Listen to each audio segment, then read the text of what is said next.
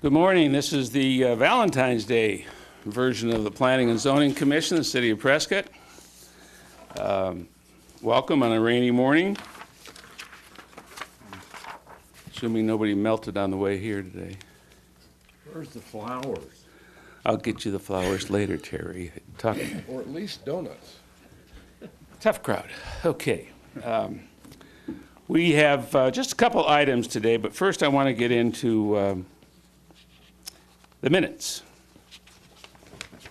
I want to know if we have, we'll do that in a second. I want to look at the minutes, I know, because we have a question about the minutes first here.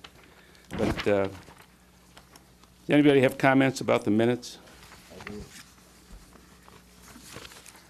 Yes, Ted.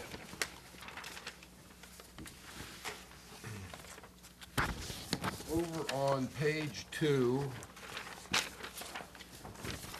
staff pointed out that much of the building will be screened by existing vegetation. And I asked on the new prints to indicate those trees that would screen the existing building. Over on page, if I could ask a favor, could we make the font a little darker on the page numbers? Because they're pretty tough to see. Commissioner Lee asked about the cottonwoods, if they would buffer the, so again, we're talking about the cottonwoods.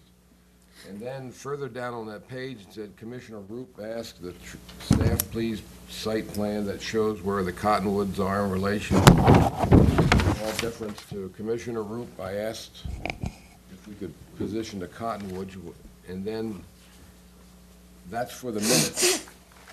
Later on, we have a page in our packet that shows landscaping, but it's unrelated to the cottonwoods. So those are the corrections that I would make to the minutes. I would agree with those. Thank you. I might add, if you find there's omissions to the minutes in your packet, you might want to give Michelle a call ahead of the meeting so that she can rectify those instead of here at the meeting and wasting some of the public's time on this type of thing. I appreciate what you're saying, but I think that's best taken up with Michelle directly. Mr. Chairman, Yes, sir. I'd just like to commend our new recording secretary. What a great job on the minutes. It's probably the best all the years I've been on this commission. Absolutely is. Organized and, in my opinion, almost close to perfect. Better than you could do? Probably. And I called Michelle yesterday and told her that very thing. I didn't mention anything about font size, though. Thank you. So do we have a motion to accept the minutes? Now we got another. Yes, sir. I apologize for not getting these to you sooner, Michelle, but I didn't get to write this or get it worked out until after we got the package. It was already in our hands. But I've given you copies of the text of one paragraph on page 2 and on page 3. And this is for the public. What I'm suggesting is adding some words to the 4th paragraph of the first 2 sentences on page 2 to say, Commissioner Roop shared photos that he took of the site and approach on Montezuma Street. That's all the way it's already in the minutes. And I want to add, stating that this is one of the most important gateways into the city, period.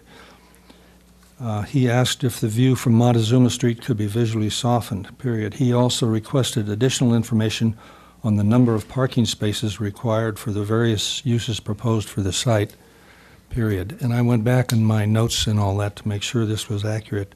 And the issue of the parking spaces is one that I think we still need to talk about, and we did ask for information on that. Page 3, the 9th paragraph, to insert a few words there, expressed support for hotel use on the property, and I wanted to insert those because I did make a statement that I did support the use itself. I would support that. Thank you, Mel. Thank you. Do we have a motion to approve the minutes from I so move. Mr. Marshall? Do we have a second? Second. So second, all in favor, say aye. Aye. Aye. Opposed? Thank you. Let me go back and introduce our Planning Commission, I'd like to have everybody introduce themselves, starting here from George on my left. I'm George Lee. Terry Marshall. Ted Gambogi. Jared Nanke. Happy Valentine's Day. I'm Mel Roop. Thank you. I'm Ken Mabarak. Our chair, the current chair, George Sheets, is not here today. He's having back surgery down in Phoenix. So he's down there probably getting a lot of opioids or something. I don't know. Oh, wait a minute. We're suing the opioid company. Okay. Now that the opportunity for levity is over, first item on the agenda is, George, we got new numbers. This PLN, what is that a plan? We changed, about a year ago, we changed tracking software. And as part of that tracking software, we had to adapt our designations. So almost anything that will come to you will have a PLN number on it, and it stands for planning. Certainly makes it much clearer. So we have PLN 19-003, the hotel on 300 North Montezuma. George, would you like to introduce the topic and what we're here for today? Certainly. We talked a little bit last meeting about the project overview, particularly for action by the Planning Commission today is the rezoning of portions of property in the immediate vicinity of the south edge of West Granite Creek Park. That area is subject to an agreement between the city and a hotel developer for a hotel to be constructed there. It is also the focus of our Parks and Recreation Department for some rehabilitation's not the right word for it. Change of use for portions of West Granite Creek Park to a more active recreational use rather than simply open space, which is what it has been zoned. The NOS designation stands for natural open space. And I apologize if my voice comes and goes. I'm kind of fighting a cold. So if you can't hear me, just wave at me. I will speak up. You could have called this in, you know. You didn't have to breathe on us. I'm staying way over here, sir. Okay, thank you. The project is located in the immediate vicinity of Montezuma at the intersection with Sheldon Street. Forms a T intersection, as you can see from the aerial photo on the screen.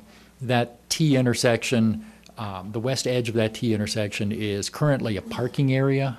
It belongs to the city of Prescott. It's Prescott-owned property. The area immediately north of it is also a smaller parking area. That too belongs to the city. Immediately west of that northern parking area, and I will point at it here. This area is the northern piece I'm talking about. There's a slight piece of property in the park area just north of that also is subject to the rezoning. And then there's the railroad trestle, which is a historic feature here that's been in place for 100 years or more, or nearly 100 years, that crosses Granite Creek Park. That property, too, belongs to the city of Prescott. It's owned by the city. The proposal involves the rezoning to accommodate roughly a hotel at that location. And again, roughly.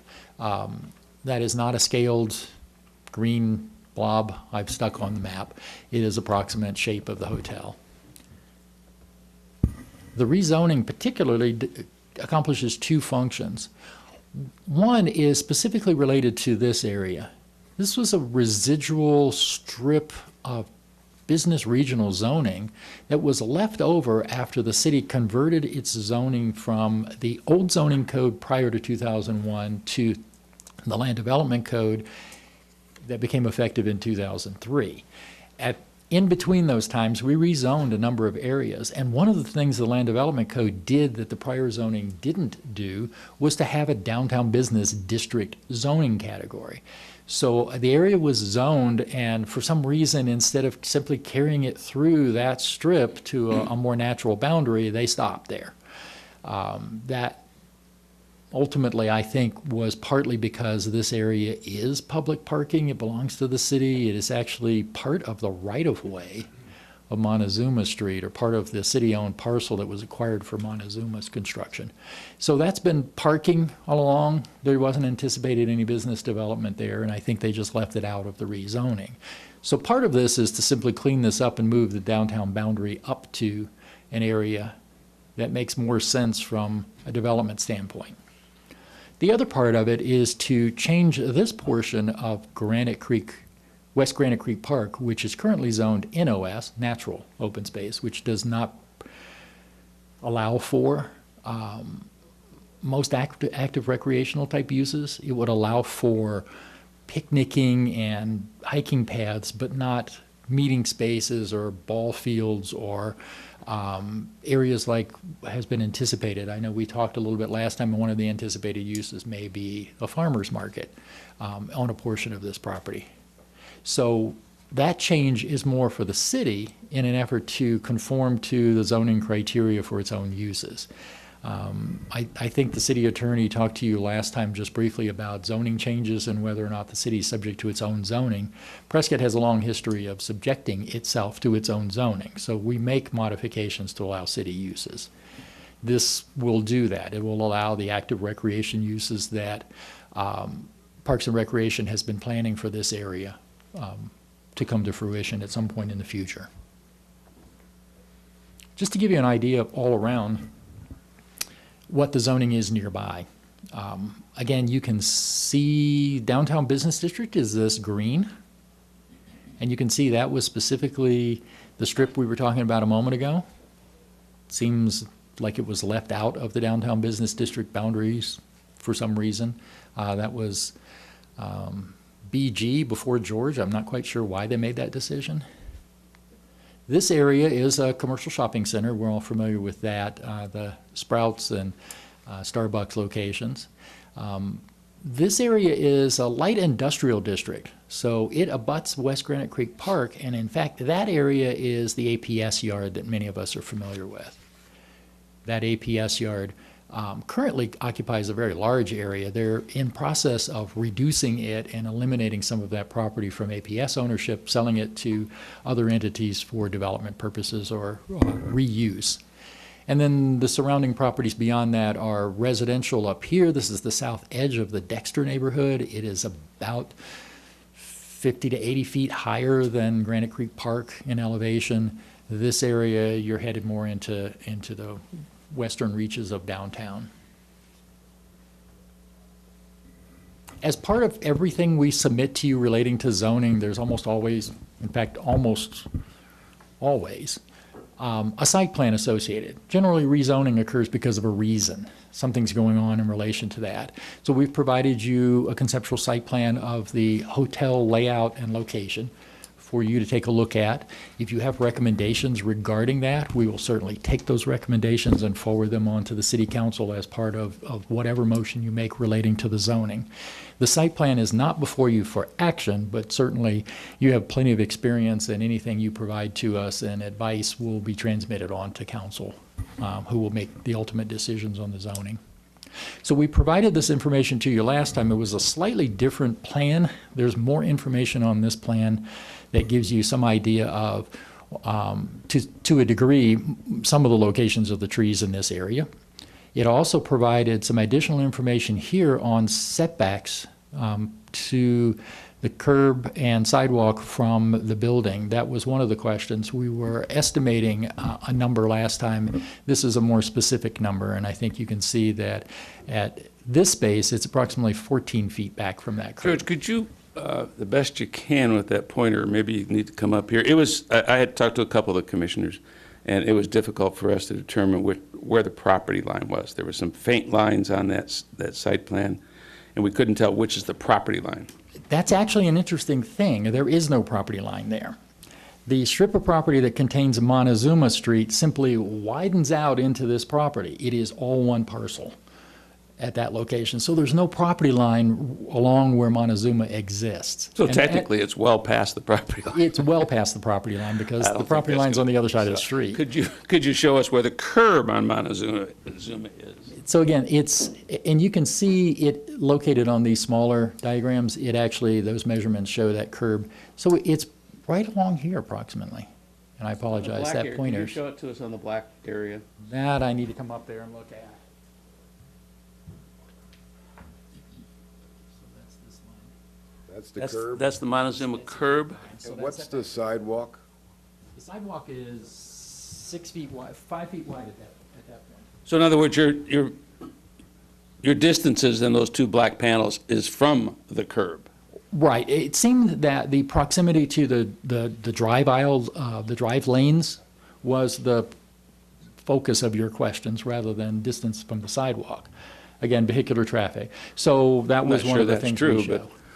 And where's the sidewalk on that? It is immediately adjacent to and 5 feet in from that curb edge towards the The hotel. sidewalk is adjacent to the curb That's correct. and extends in 5 feet. That's correct.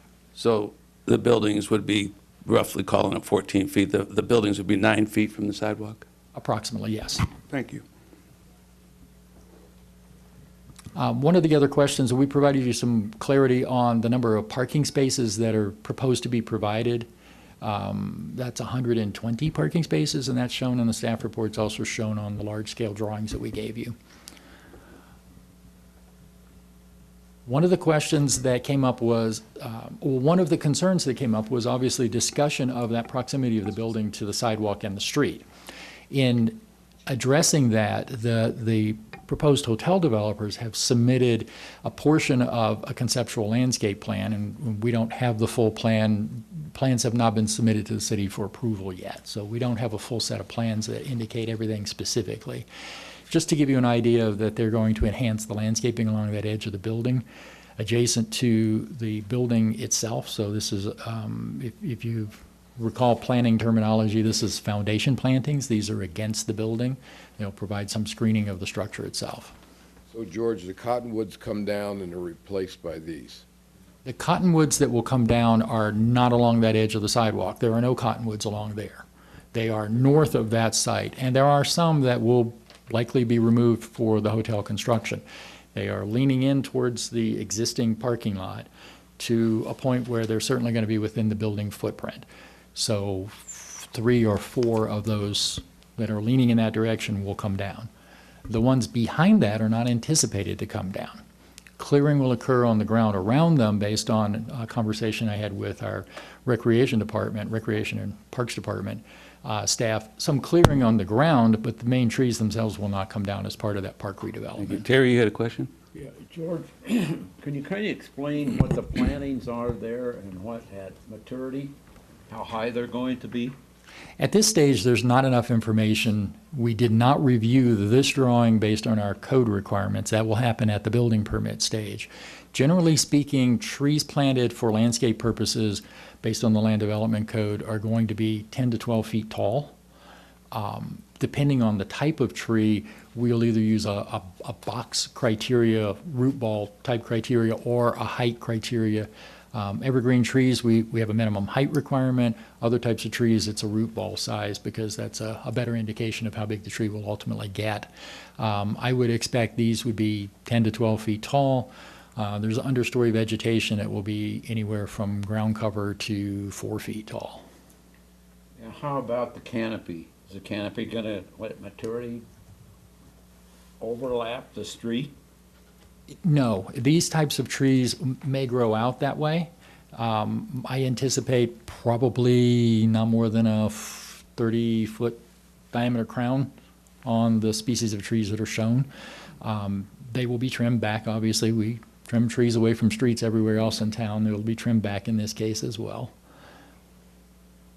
Much of the vegetation that's shown along the edge of the building below those trees is more constrained. It's not really going to grow out into the sidewalk. There certainly won't be any impairment of pedestrian access along that sidewalk with this vegetative plan. Okay, thank you. I want to make sure I understand this. On that presentation there, the trees shown between the building and the street are not to represent existing trees, either location or size, right? These are proposed landscaping, not existing vegetation. That's You correct. say there aren't any existing trees where the building's going to be? It appears when I walk past there. There are none in that strip that's shown with landscaping. There are some that are going to be affected by the hotel placement. They're along the north edge of the hotel building and that curved patio area. Let me go back to this. There are trees that will be affected in this area and along here that currently lean in towards the existing parking lot, which sort of has a northern boundary right through the middle of the building. And those trees certainly are going to be within the footprint of the building and will have to come out. But I was there last Saturday, just happened to be in that vicinity, estimating about 5 or 6 trees that will probably have to be removed.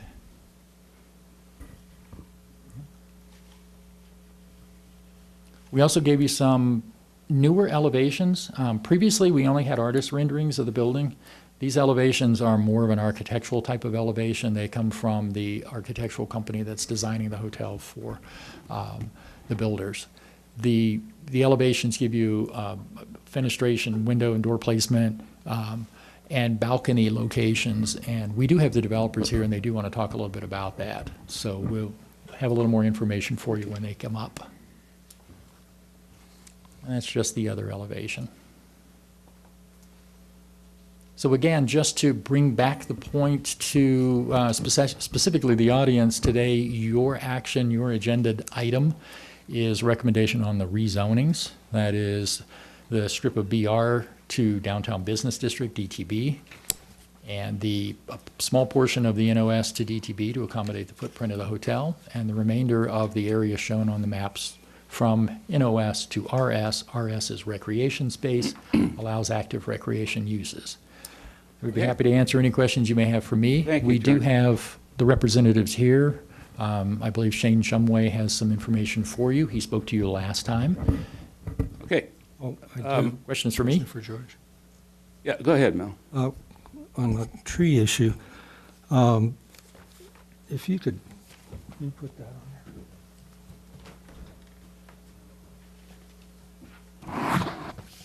This is a. You know, Mel, I'm going to retract that. I want to reinforce that we're here today for the zoning. I understand the feelings of many of the commissioners that this process isn't the same process that we've typically had in other situations. What I don't want to do today is get involved in too much of the site plan.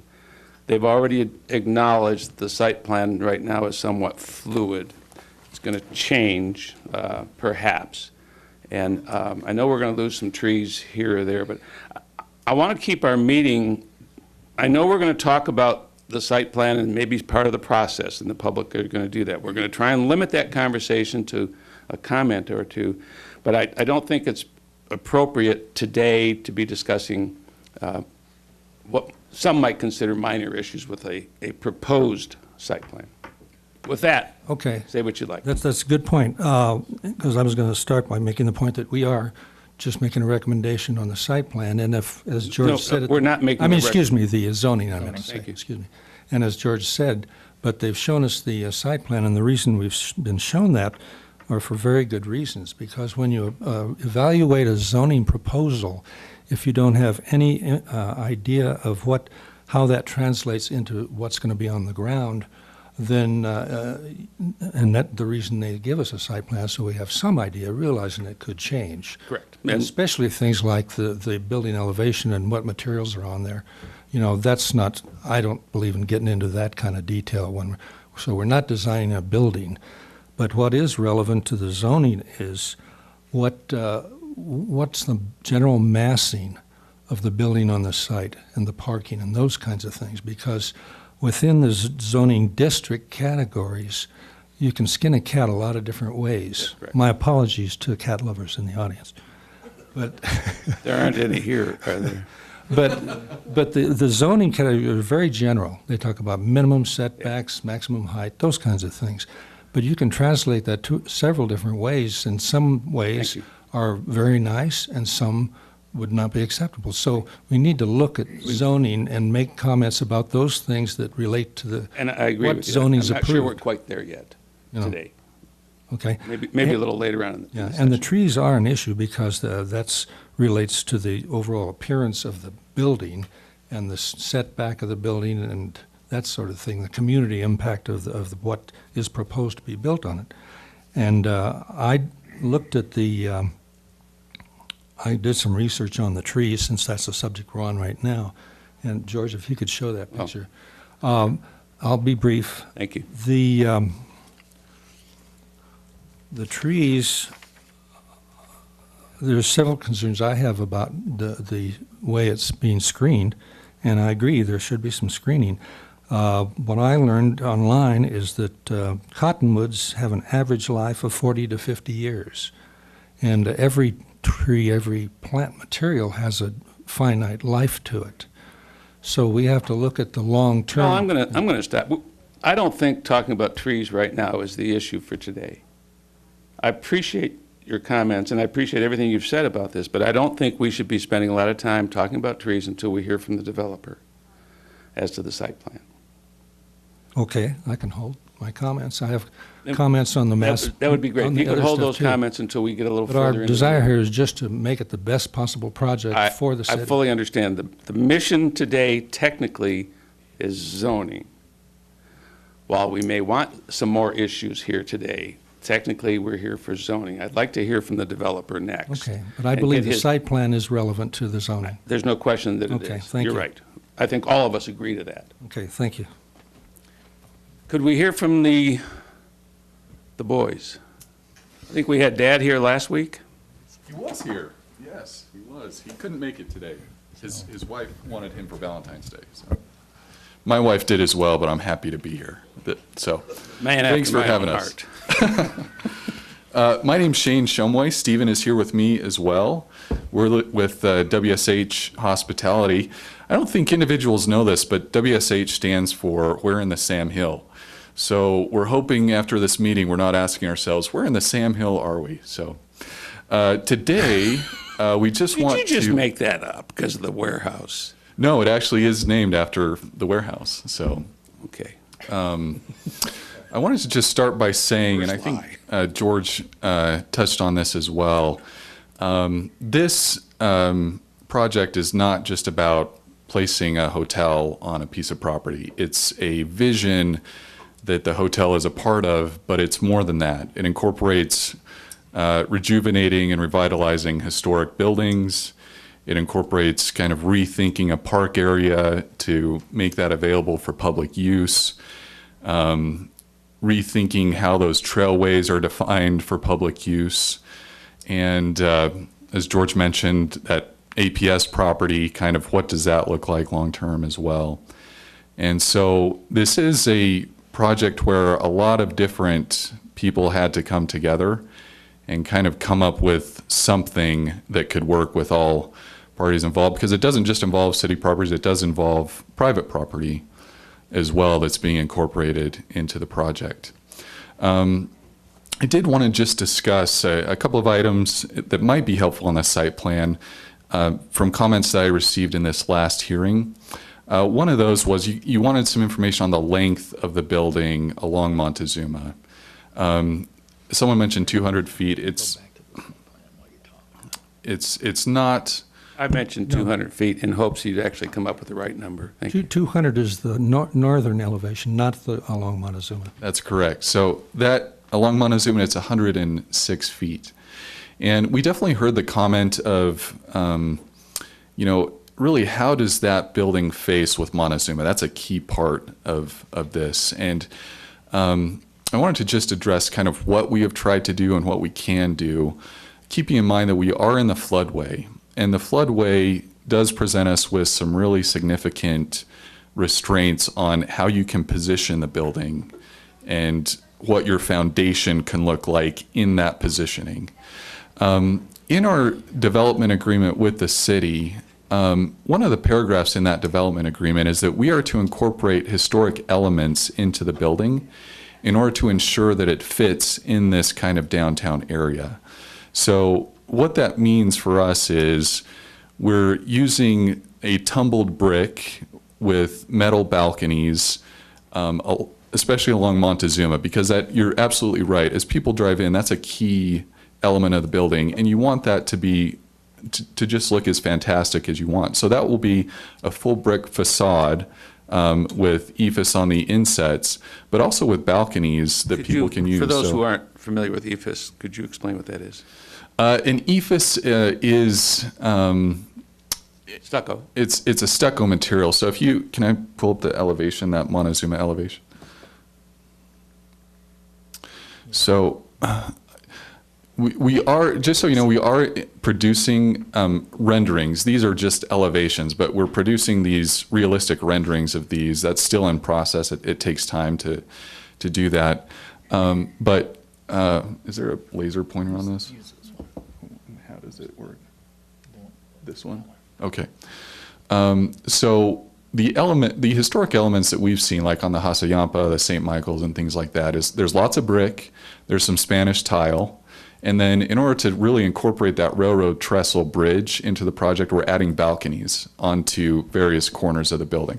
So if you're looking at the elevation on Montezuma, this is the north elevation. On this side, there are balconies, and then this whole area has this brick detailing, and then this eyelet right here that kind of mimics the St. Michael's. This, that's kind of a Spanish clay material that you see a lot of in Prescott. This is brick building. Then these are we're doing an EIFS product here because we really wanted these balconies here to kind of stand out, because as we're talking about kind of what you see, right, it's good to remember that, we are going to try and do landscaping along the front of that building in that roughly, 10 feet that we have, in order to really make this feel like a good feeling. So, and then this kind of mimics the Hassayampa as well. There's kind of that architectural element. So anyway, this is in the development agreement where we're trying to incorporate all of these historic elements and really make it fit well within the downtown area. There were a couple of other comments. Unless there were questions, I'm happy to answer them as I go along. I think it's important, since you've mentioned EIFS twice, it's that those are stucco The insets are, panels. the insets here is a stucco material, but these pop-outs, so these pop-outs and this base is all this going to be a historic look brick. It's called a tumbled brick. So kind of mimicking the Sam Hill building is In what other we're words, it trying to won't be all brick. It's going to be stucco and brick. That's right. Thank you. Just That's where I in was that trying to sense. get you to explain. George? Can you, I know the elevations haven't been completed, but can you give this body an understanding of what the color scheme is going to be on this building? Because brick comes in a lot of different colors. It does come in a lot of different colors. We had previously submitted an elevation. I don't know if we still. Okay. In the last meeting, we submitted an elevation, and I don't think we have that, but kind of showing the color scheme that we're going for. But those details have not been fully finished either. But if you do look at that prior elevation, it will give you a good idea of the color scheme. Another question, Ken. Have your architects, and I'm very familiar with Allen and Phelps, have they spent any time in downtown Prescott? Because when you speak of the St. Michael's, that's a red brick building. And when you speak of the Hassayampa, that's a red brick building. Mm-hmm. I personally don't see this as a red brick building, because those two buildings are right in the heart of downtown, but they're surrounded by the courthouse, which is a totally different facade, and also the post office, which is rightly behind it. But those are very soft. Mm-hmm. They have a lot of stone on the bottom, but the colors are very soft, not red brick. And that's the reason I'm saying that. My personal opinion is, if this building could look like something like that, more in tune with what the courthouse looks like, rather than this being a red brick building on the corner. Mm-hmm. Because there isn't anything from here to downtown that's red brick. That's just my opinion. happy to take your comments and take that into consideration. Thank you. Another couple of comments just on the site plan. A couple of things that I heard was you want us to locate where that obelisk is, because that will help you kind of understand what trees are being there. We did call out on this revised site plan where that obelisk is located, if you can tell, and that will give you a good, so this is, I think this is shrunk down just a little bit, but on the, It's just north of. oh yeah, the sorry, it is fire. on there. Yep, so that, So can I see that? maybe I forgot to point out to them that fire access. So this is where the obelisk is.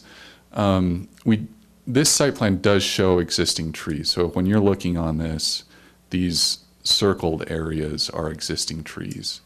And so those remain and provide significant screening as you're coming south on Montezuma. Yes, sir. Got two questions. I looked at the paperwork we got last meeting and the paperwork we got this meeting. And George, I want to go back to an earlier comment. When you were talking about the sidewalk, were you talking about the distance in from the curb or the width of the sidewalk? Because my question, on the current print, it says a 3-foot 6-inch sidewalk, and last meeting was a 3-foot 4-inch sidewalk. So how wide is the sidewalk?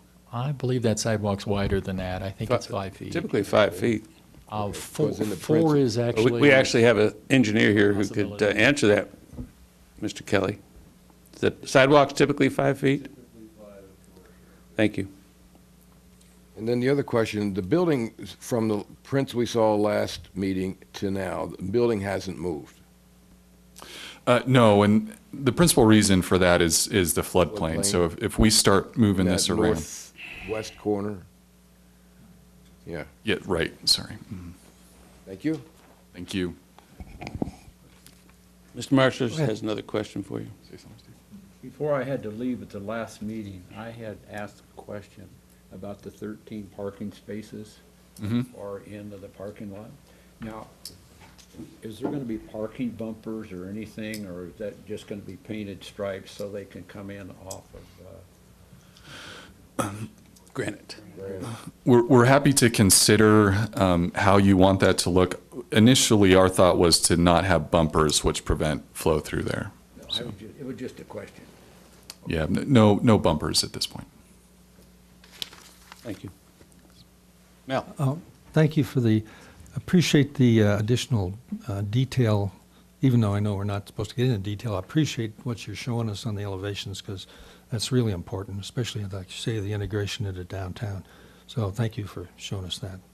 I would like to comment on some things that came up at the last meeting we had that haven't been addressed yet, if I could.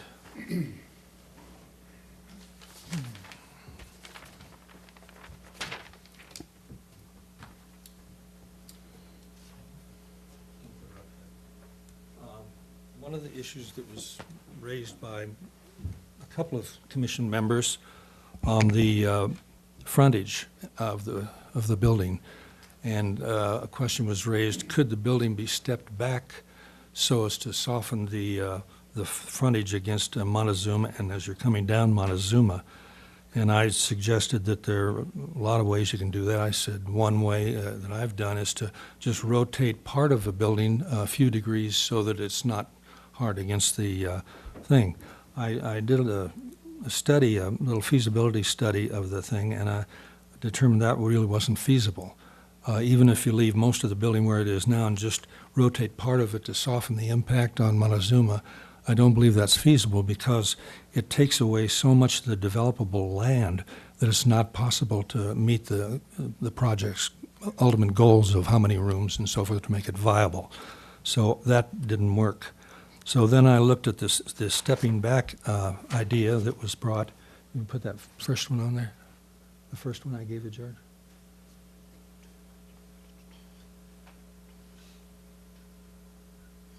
Okay, this is another feasibility study I did. The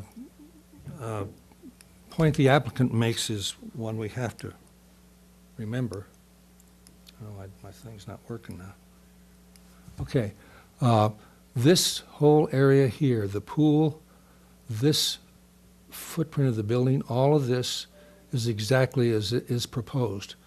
And so, because that is the sensitive area because of the creek and the engineering that had to be done and has to be done, that remains unchanged. What I did in this analysis was lower the front area near Montezuma to 3 stories and set it apart from this a little bit so we don't have a long straight wall. This is 3 stories. This is all the same, it's just flipped. So the part of the building that was in this location, which made a long frontage here, I switched that with the drop-off area for the guests. And that doesn't take away from the developable site area. This is exactly the same as it was over here. So this is here, this part of the building is here. The total floor area overall is 67,000 roughly, which is just slightly more than what is requested for the project. So if I could have the next one, George? Can I see the elevation I did? George? Next one. And we're just looking at building masses. I totally agree with the chair that we should not look at a lot of detail here, but we do need to look at building massing and the impact on the surrounding area. This is what's proposed. Now, the 207 feet, I got that just from measuring off the first site plan we had that didn't have a scale on it, but that's pretty close enough for what we're talking about here.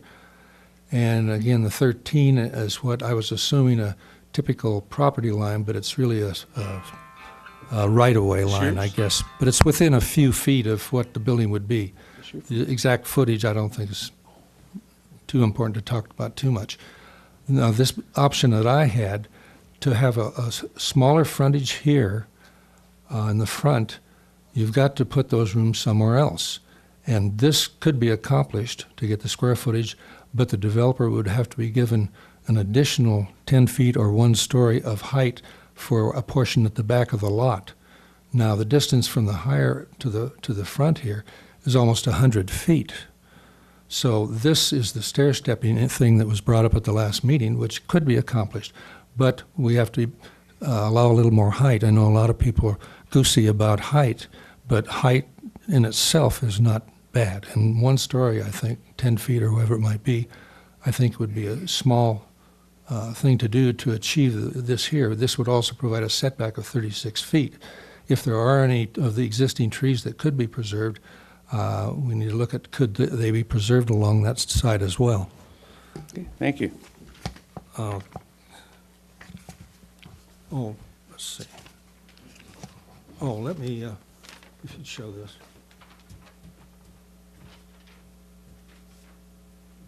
Question was brought up about St. Michael Hotel.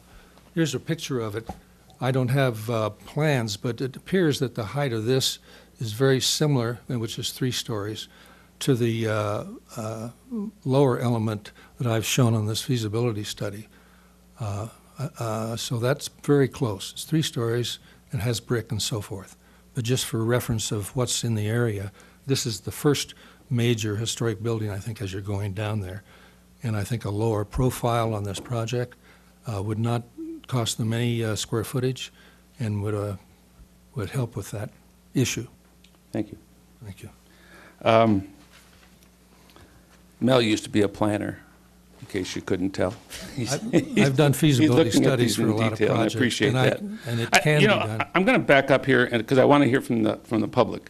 But I'm anticipating that, one, we're going to take a vote today, up or down, and I anticipate that vote will probably have a lot of suggestions or conditions to it that might incorporate some of the things that we're talking about here, so that council understands what the commission is concerned about for the community. So there'll be some suggestions. We've done this on other projects where we put in some suggestions. So I want to go back to the fact that last week we were told by our city attorney that the city's pretty much exempt from having to do what the rest of the public has to do. I don't think they really want to wave that as a banner.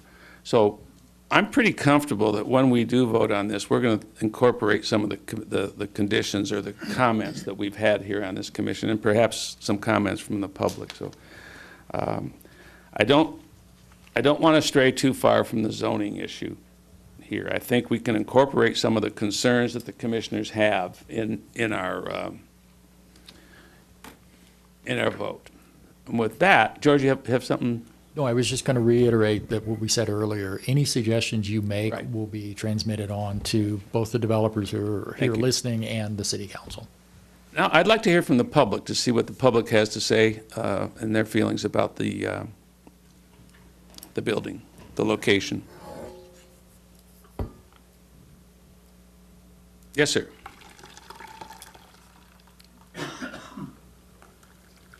Yeah, Stephen Brown, 414 South Granite Street, further south from the Neighbor. site. Oh, South Granite, sorry. Yes, sir. As a business person in this community and involved in the hospitality industry, I'm glad to see this project coming along. I think it'll be a boon to the community. The one concern I have that hasn't been raised is how the trail is going to be treated that traverses this property. Are there going to be opportunities provided for the hotel to interact with folks, providing a place for them to access the trail and for others to access the site from the trail? Good question. Is it all Yes, right sir. if I address that one specifically? Actually, as part of the development agreement, we'll be enhancing the trail. We'll be expending monies that keep that trail system not only preserved, but enhance it so that it can tie the park and the hotel and the Sam Hill warehouse, because that trail comes up to the south side of that Sam Hill also. And we'll be enhancing that. And really, you can't even tell where that trail is now. Part of the landscape Part of it's design on the will. road, and part of it you just kind of meander your way through. And now it should define it to say, hey, here's where you can go and walk. Walkability is one of the target goals that we have as well. Great, I appreciate that. The other issue is, there was very little discussion about the improvements to the parkland. I mean, we're gifting natural open space to make this project happen, and I understand the need for that. But what are the improvements that we anticipate for quid pro quo on this for the gift of that land? Good question, thank you. George, can you shed any light on that? We talked a little bit, and we had some renderings last meeting that talked a little bit about some of the enhancements that will occur.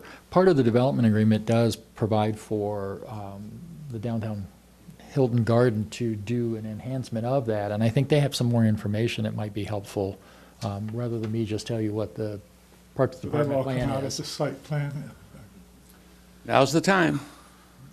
Yeah, so as part of what we're doing, we're incorporating. Sorry, I think the question is about what's happening in the park area. Yes. Is that right? Well, More of the park The area. area north of your Okay. hotel. Do So- we have the prints from last meeting? I do not have the same presentation. So the area north of the hotel is being kind of rethought of as public park area to have public events. So there will be area for like a farmer's market here. They're considering, although not completely defined yet, but considering a play area for children here. A more active use than it has right now. Yeah, a bit more active use right now. And then Tied to the hotel and to the trail so that it becomes an integral part of all that. that's exactly right. So another part of this is we are kind of refurbishing the historic railroad system. You know, part of that just burnt down, I don't know how many years ago. So we really want to open that up so the public can really use that, get up on that bridge. It's just a great amenity for the public. Connect that as well. This will be open to the public as you can kind of walk over here. This area right here is private property, but we are supposed to enter into a parking agreement with the city that will help facilitate parking, especially for the uses that are contemplated in the park area. Right, I know my time is limited, so one last thing. The Sam Hill warehouse, is there any thought to maybe developing conference space in there and using that as a part of the facility? It's a fantastic idea, and as you know, that as Stephen mentioned, that trail system goes right in front of the Sam Hill building. And so I personally think it's a great idea. It's an idea that's still being worked on. But yes, to, improve that trail system in front of the Sam Hill, make it walkable for the public, and then, as people, if they can use that Sam Hill building for conference space, it's just a fantastic idea. Okay, in closing, I'd just like to thank Mr. Roop for his discussion about the building massing and the importance of early consideration of that as it sets the tone for our community at this gateway. So with that, I thank you. Thank you very much for your comments, sir. And you had more time if you wanted. We don't cut you off here. No, I'm fine. We're a free speech group. You're not as tough as the mayor on that aspect. Mayor and I have talked about that very issue. I've had a practice to cover 3 minutes and cover a lot of information in 3 minutes. I can't hear that fast, so. I have two basic issues. My name is Howard Mechanic. Two issues, and I know, Ken, you had mentioned what the city attorney said at the last meeting regarding, I believe you said it or somebody else, that the city is not constrained by zoning on its own uses. And there's nobody here from the city attorney's office, I don't believe. But I'm not an attorney, but I did get some information from an attorney that, and I don't know if it's too relevant what we're doing here, but I just wanted to mention it. Under the state law, the city's not constrained by zoning for normal municipal uses. So in the parkland, which is normal municipal use for recreation under the state law, the city wouldn't be constrained in natural open space to have a normal municipal use, which is recreation. However, in a property that is going to be used as a hotel, which is not, a hotel is not a normal municipal function, that exception would not apply, that the city would need to get rezoning to have a hotel use, because that's not a normal municipal function. But the city is requesting zoning here, so it's sort of a moot point, but I just wanted to clarify that because it may come up in the future in your considerations on other issues. And I know one of the commissioners mentioned parking, and then Shane mentioned parking again as far as an agreement with the city. I'd like to hear what that might be about, because somebody mentioned that we would be discussing parking here, and I haven't heard any. So maybe we can get an idea if there's an update on that, because after last meeting, it was a little confusing about the parking. Yes, thank you, and it was. I think I mentioned again today the comments about our city, knowing full well that our city's legal department is what rules our group here. You may be right about that, I don't know, but that's why I want to keep this as much as we can to the zoning issue, because I know, at least in my own personal feeling, is whatever use goes in there, I can look at the zoning separate from even their plan. I don't know that any of the zoning in this particular case would be that dramatically different from what I could anticipate there. So I want to keep this one as much as we can, Mr. Mechanic, to the zoning. Although we still want you to talk about some of the concerns you have too. Well, I'm not going to talk about my other concerns. As you know, I have concerns about the lack of bidding and that the price is not fair. But I'm not bringing those up at this point. It's not the venue to do that.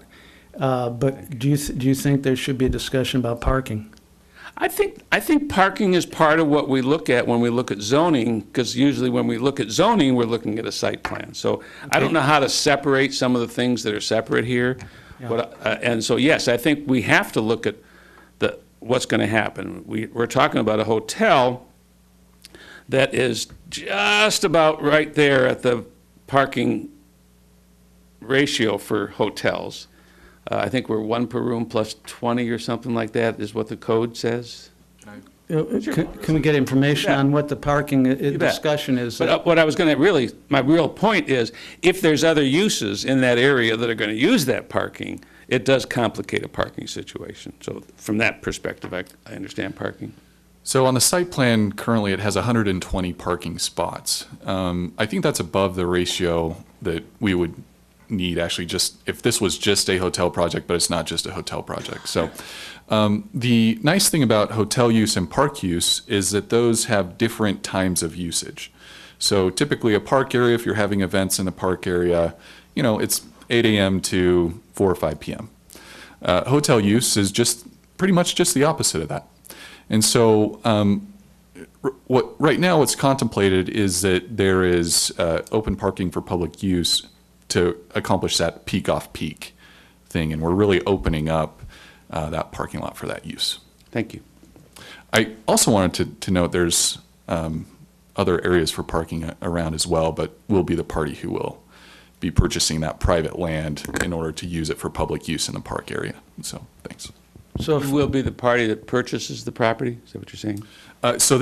So again, this area right here is not city property. This is private property. We're purchasing that in order to accomplish our parking agreement. So if I'm interpreting what Shane just said, Stay tuned. well, I don't know, stay tuned, but it sounded to me that between 8 a.m. and 5 p.m., the public will be able to use all of those parking spaces and won't be towed. Is that what that's what my understanding was from what he said, which is very different than what we heard at the last meeting. So that's real progress. We don't know what their policy is going to be. If they have the lease on that property, they can probably control that parking. Well, okay, so then it's just a sort of a presentation that is trying to alleviate our concerns, but until we have something in writing, we really can't relieve our concerns about parking. As I mentioned last time, I think the farmers market requires 200 parking spaces. So even if, and yeah, I don't know if you've been over to Yavapai College on a Saturday morning when they have a farmers market. And that's what they require, and that's according to the executive director of the farmers market. 200 spaces is what they require just for that use. Then you have, on a Saturday, you might have families who have little kids trying to go to this proposed splash pad. I don't think they want to schlep their kids from across the street. And at the last meeting, George was referring to the shopping center across the street as overflow parking. I think he sort of backed off that I don't think the shopping center across the street is going to allow that unless somebody knows something that I don't know. I don't think Sprouts and Walgreens would like the idea under their lease. I don't think the shopping center is allowed to do that. So we can't count on that, and it sounds like what you said, we can't count on shared parking on this parking lot based on what was presented today. If we can't count on that, then there's an issue, and I know you're going to be presenting your concerns to council, and I think that should be one of the concerns. What is the projected use of what is the needs of parking for events? And I know the farmers market, I believe, starts at 7:30, and I don't expect the hotel guests to be all gone by 7:30 in the morning on a Saturday morning. I'm guessing some of them might be sleeping in or having breakfast. So I still don't, I'd like to see how many spots are going to be available to the public for that use. Thank you very much, Mr. Mechanic. Appreciate the comments. Mel. Hi. At the last meeting, I had requested some information on the various uses of which are in the minutes, which are proposed on the site, and the need for parking for each of them, and shared parking is one of the ways that you deal with that kind of thing. I think and I assume parking is going to be looked at some more. When it is looked at, I don't think there should be an assumption that people staying at the hotel are going to leave during the day to drive away to go downtown. It's only 2 blocks away, and that's a real draw for people. I would leave my car at the hotel. I wouldn't drive it down there because there's no parking there for it. So that's an issue that should be addressed. And when you talk about shared parking, how does it really work in this town now in a suburban area? Those are questions that we would have if we had the site plan to approve. Do we have any other members of the public that would like to speak? Good morning. My name is Larry Martinez. I live at 1655 Stony Lane in Hacienda. And I'll just take a few minutes. I know today you want to talk about something other than the building itself. You want to talk about... Well, we're allowing comments about it, but our mission today is strictly about that. Absolutely, and I understand that. I'd just like to share with you an experience with my hometown, Niagara Falls, New York, and how we worked with developers. I understand these young gentlemen are here to do a job, and it doesn't have to be a either or. I take you at your word that some of the things that Mel has talked about will be seriously considered, because I think the main concern for the people that I've talked to is the height of that building and where it's going to be located. I think most people thought that when this building was going to go up, it would go along Montezuma rather, in the back, and it wouldn't be facing that way. And just driving down there, you know that height is going to be a real problem and how close it is to the sidewalk and to the streets. In coming in and going back to Niagara Falls went through a lot of the things that this city is going through. We started off being an industrial city, a lot of chemical plants, but our heart and soul was what your heart and soul is, and that is having visitors come into our city. When the chemical plants left, that left a real desperate need for further development.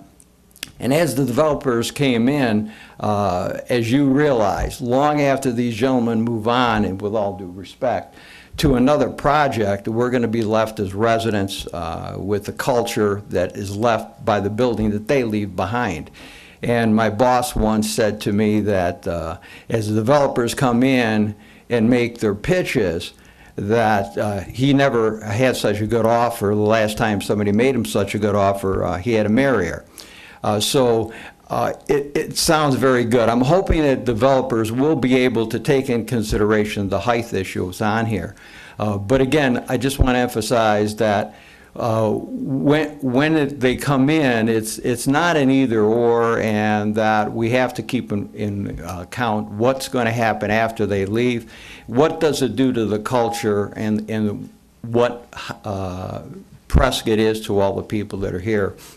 Myself and other people that moved here and couldn't wait to move here, you're going to have those people that are non-developers. They don't want anything to come in. And change is tough. Doesn't matter who you are, what you are.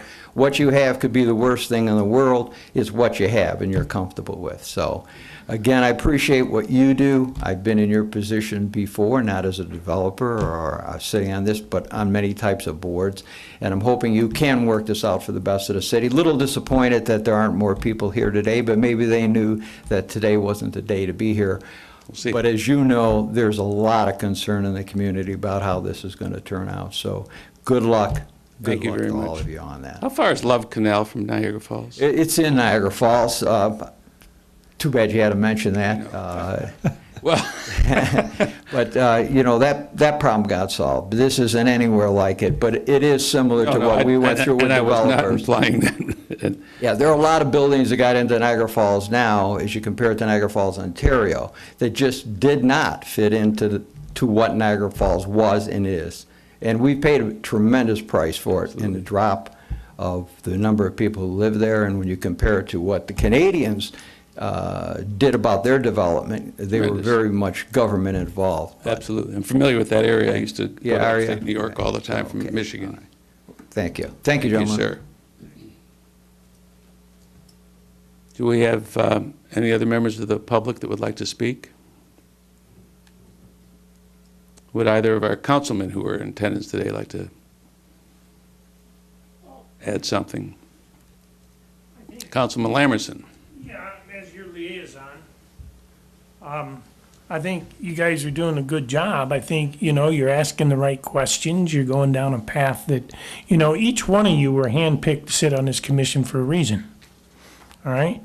I'd be sorely disappointed in any one of you if you weren't doing what you're doing now.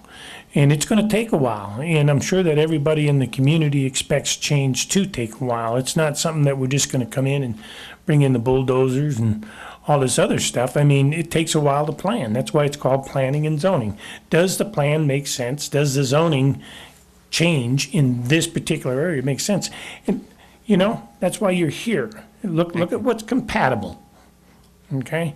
What's being proposed, and make a recommendation based on all the due diligence that you guys do. Trying hard to do that. With that, I think I'll close the public meeting.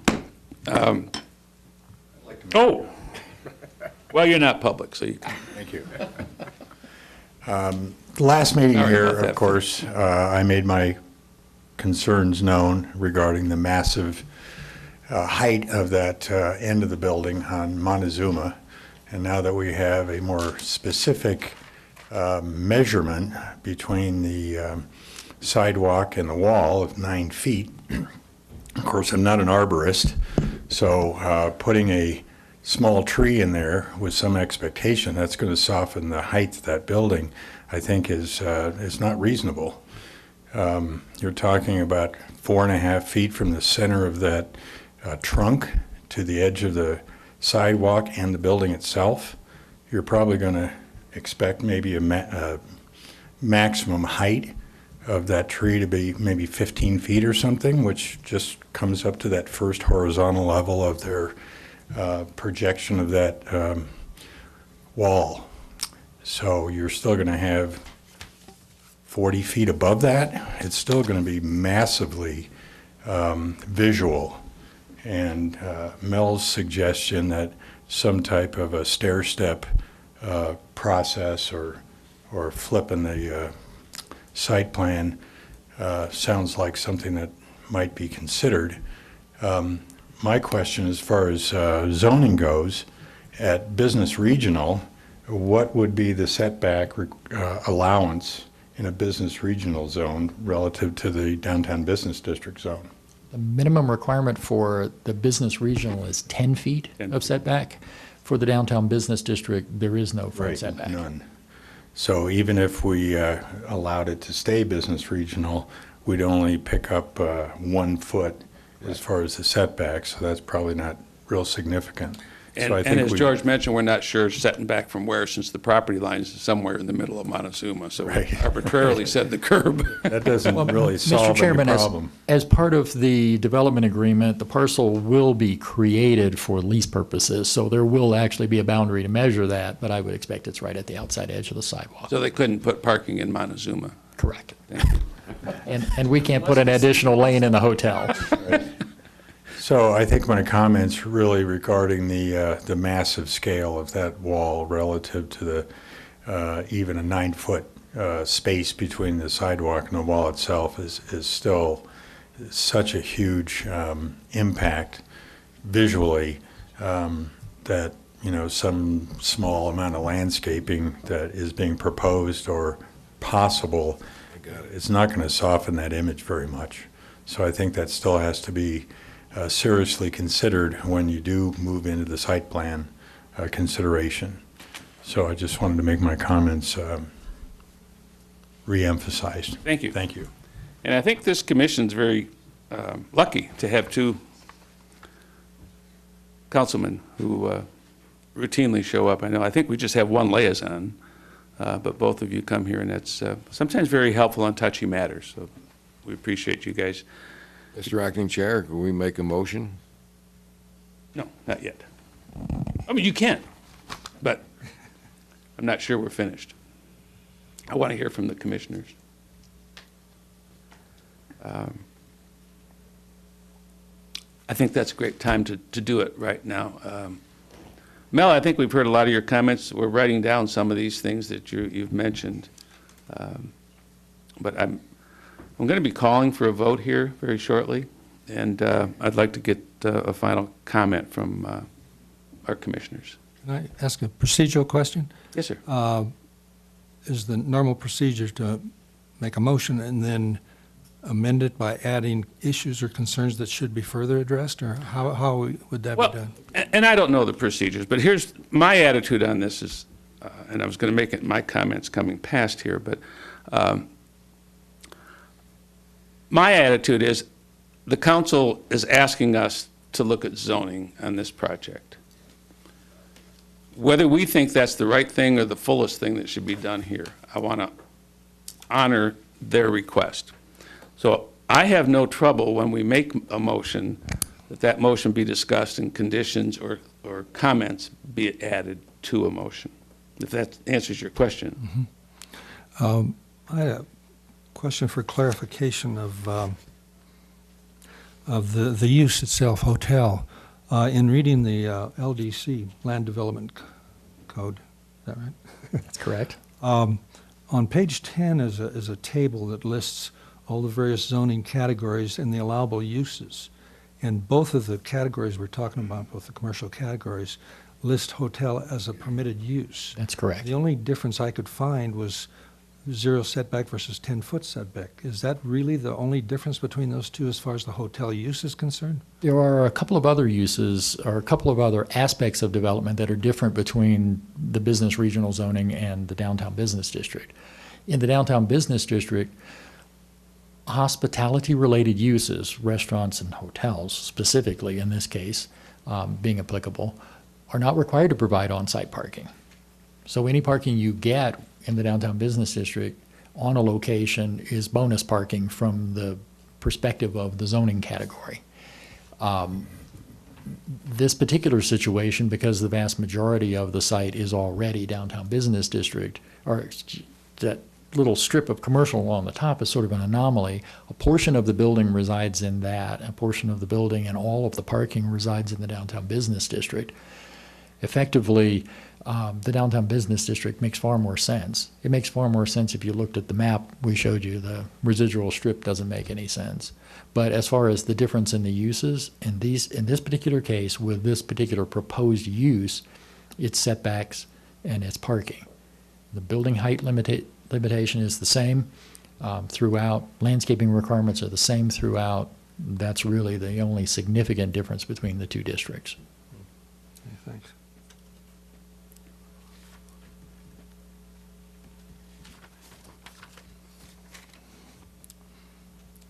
Okay, I'm going to ask Mel if you would summarize your comments, and we're going to go around the panel here and take notes on some of the comments. Do you have any further comments than you've already had? Nothing I haven't already said, but I would like to have some of those incorporated, such as relating to the taking a look at other ways of massing the building and the parking. Yes, sir. We did receive a letter with for consideration of public transportation on Montezuma. I did want to just make a point. I think that it is a good consideration, but I have a suggestion to look at Granite Street with respect to the parking garage being on Granite. Thank you. Thank you. Mr. Gambogi. Sir, yes, sir. Who is acting as my secretary here to write some of these comments down. So thank you, Ted, for that. Don't mention it. Just don't mention it. I have nothing. I'm ready to make a motion. Thank you. George? I don't think I have anything to add what has already not been mentioned by fellow commissioners or by Councilman Good or Lamerson. I'm in favor of the zoning. I just think that the height of the building and where it sits in relation to Montezuma, if it could be softened in any way, would be very helpful. And then, like I also mentioned, is I think that some of the materials that could be used would also soften that appearance. And I would recommend that those be considered. Thank you. Mr. Marshall? I don't really have any additional comments to what all the fellow commissioners have already mentioned, but I think it's a great project. I think it's great for the community. I think it's great for the downtown area. And I think if we can work through some of these comments, I think it's going to be a great project for the town of Prescott. Thank you very much. I have a couple of comments, and I just kind of want to summarize while we're going through this. I like the idea of changing the natural open space to a more active open space. There's a lot of land there. I don't know how many acres. The whole thing is confusing as to which properties we own and whatnot. But I think that the change from a passive to a more active recreation area is important. I don't know what natural open space is other than a zoning they put on a creekside piece of property. In reference to the site plan or to the location and the proposed use that we're looking at here, the zoning, I think the parking is really a serious issue for all that's being planned there, including the hotel and some of the other stuff. And I'm going to ask that we have a condition about that the parking be looked at in a different manner. The zoning, I have no trouble with this zoning. I have no trouble with the downtown zoning. I'm familiar with business general, and I think George and Mel just discussed that. The summary of that is perfect. It's a setback, and it's all the parking. There's no parking requirement. I think we should, as a city, start looking at the downtown zoning, downtown business district zoning in whole, because I think the concept of that, and we've expanded it over the years, at least in the many years I've been on this council or this commission, we've expanded downtown zoning to take in other places. It was meant to be pretty much around the square and the downtown area. Some areas where you have downtown zoning, you have no other parking, so there's just no parking, and business people would have to walk blocks to get to it. So I think in the future, we may want to look at that. Sorry, Bryn. I want to mention to you, and maybe you can answer the questions, otherwise I'd like to incorporate it into our recommendation. I'm assuming, I saw nothing in here about dark sky ordinance lighting. There was comments about lighting, and I looked at the light fixtures. I didn't see any compliance with the dark sky standard. Those standards are generally applied at the time of a building permit. Thank you. They are pervasive throughout the city, so they will apply to this project. And how about a traffic impact analysis? I don't know. Did you have to do a traffic impact analysis? No TIA was required in this case because of the volume of traffic already existing. Okay. And, of course, we don't talk about water. Okay, those are pretty much my comments. I want to incorporate in our recommendation, whether we recommend approval or denial of the zoning here. I don't think the zoning that we're talking about for this property matters. It's just the same as it is now, with the exception of cleaning up an angled piece of property and changing passive to probably a more open and active area.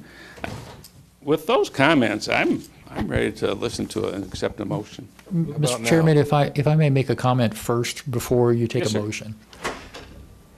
Most of the conditions that I've heard discussed or concerns that I've heard discussed here relate to the site plan rather than the zoning. It would be, and you can't condition zoning, by the way. Legally, you either approve or disapprove zoning. Ooh. My recommendation would be to accompany your recommendation on the zoning with a list of the site plan things you want to see.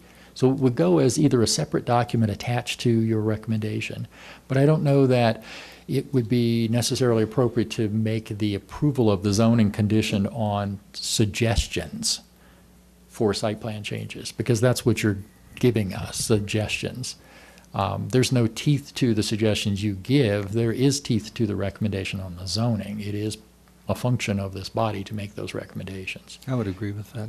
So if you do that, you would have a motion on the zoning and then a discussion and follow-up motion on comments to go with that recommendation on the zoning. And those comments can include zoning comments as well as site plan comments. Again, just keeping you on the agenda today, the site plan is not an action item for you. So that lets you provide all of the good comments you've done. And by the way, all of those good comments are going to be incorporated into the minutes, which will be forwarded to council with the recommendation anyway. But having some separate emphasis by you. I appreciate what you're saying. I think, as I reconsider that, I think you're right. For me, it's a zoning issue, and it's not a difficult zoning issue for this property. But the But the use of this property for a very large 70,000 square foot building with roughly 6,000, 5,000 square feet of mass on Montezuma could be an issue. So I think those considerations should be in a separate comment motion. Thank you for that, George. I appreciate that. Yeah, that is, I think, Yeah. correct. I just have a historical question that's going to help me with the next few minutes.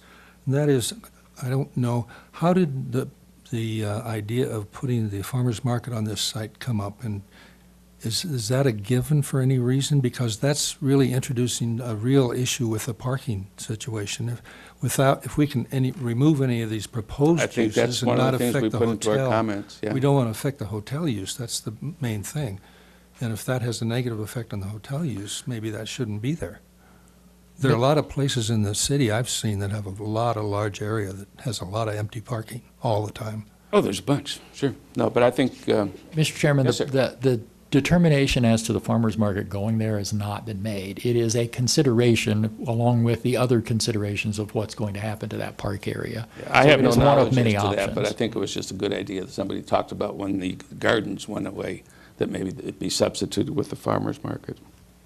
So I don't know, but again, we're here for the zoning, and we want to deliver to council some comments that we have concern.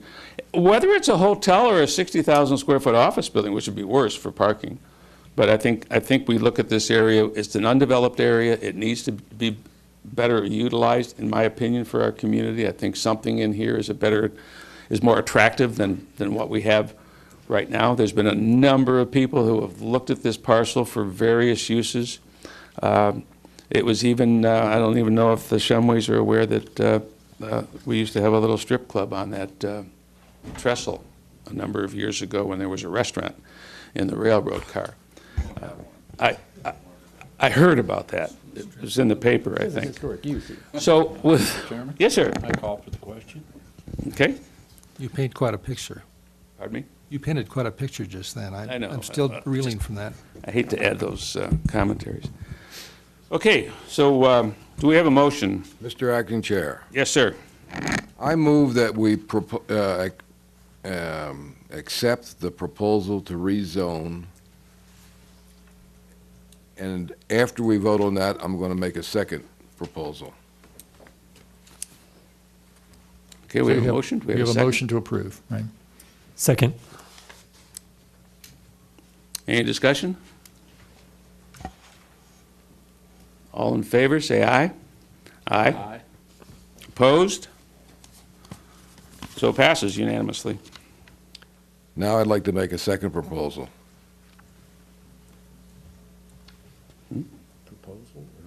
A motion, excuse me, yeah, I'd like to make a second motion. I'm mixing up meetings.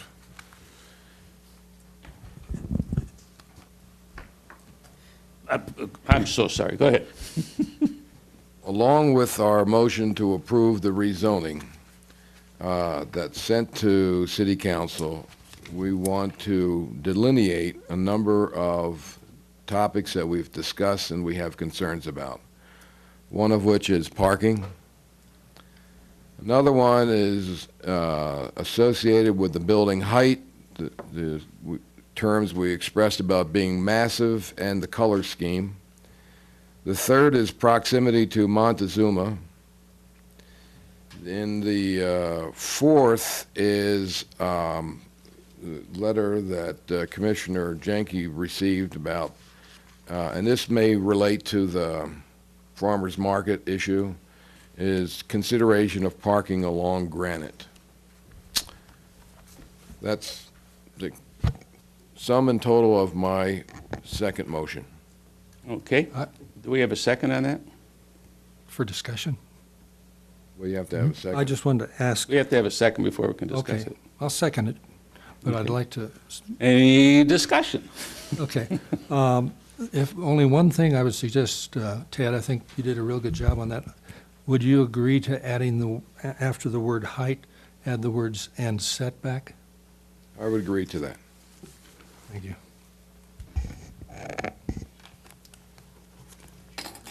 Do we have any other comments?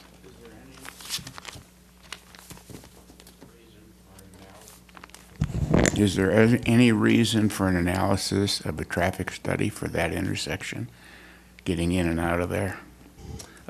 Yes, in fact, that was going to be one of my comments. Thank you, sir. That is my other comment, that I think a traffic impact analysis needs to be done on that intersection, regardless of use. It has nothing to do with the hotel, but any use. When others were looking at it, that we know that there's needed to be a traffic impact analysis on a very busy and currently confusing intersection. I think it would be prudent to do that. Ted, I think that your comments about height also includes the massing. So I'd like to amend it to include massing on Montezuma. But other than that, I'm fine if we add the traffic impact analysis and massing. Building massing, because that could be interpreted more than one way. Massing of any project that goes onto this property. Not just the hotel. They may go away, this property is still going to be zoned what we zone it. So I don't want to tie it to necessarily their specific plan, but I think massing on Montezuma and Sheldon would be an important issue for any project that goes there. Oh, yeah. That's what. I just thought it could be interpreted, we were talking about traffic, and I just think the word building massing is more clear. Building massing is what yes. Yeah.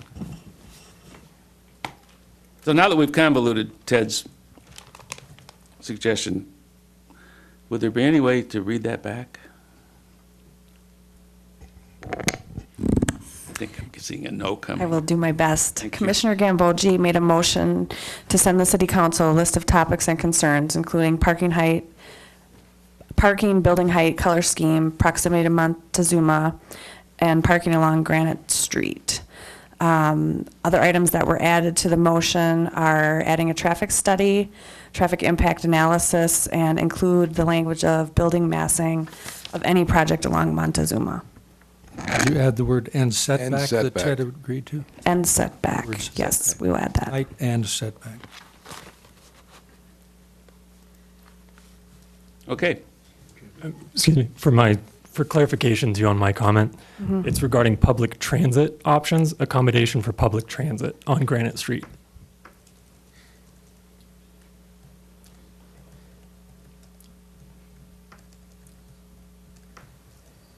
I think we have it. I think we have it.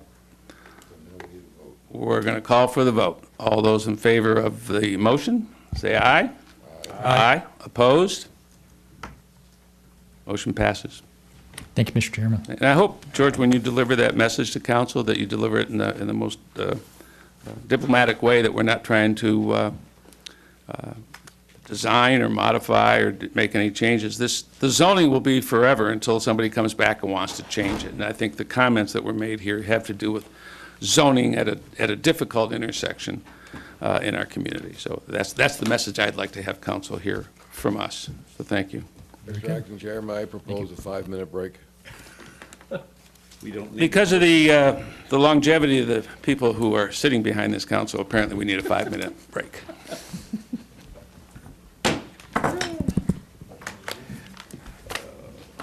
I'm going to go to the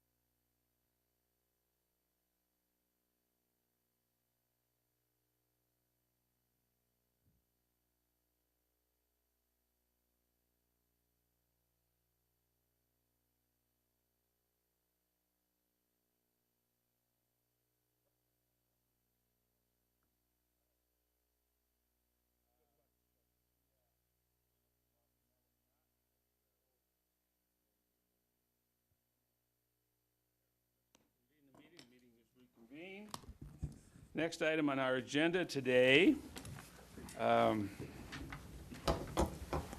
is the site plan, PLN 18-037 for the Peaksview Apartments 155-unit complex on Robin Drive and Highway 69 on the eastern, I think that's probably our eastern border, isn't it? It If I is recall. the furthest east you can get and still be in Prescott. Okay. The applicant is Lafferty Development Company. They're active in the community already. They, for those of you who aren't familiar with them, they are the ones who ultimately became the successor to the 200-unit project we approved just off of Willow Lake Road a year and a half, 2 years ago, next to the synagogue over there, just west of Highway 89, across from the Twin Lakes Market. So he's been active in the community. George, why don't you go ahead and start the discussion, tell us what's going on and what we're doing here, and then we'll make a list of conditions. Very funny. Now you've made Mr. Lafferty nervous. You've had a number of these over the years.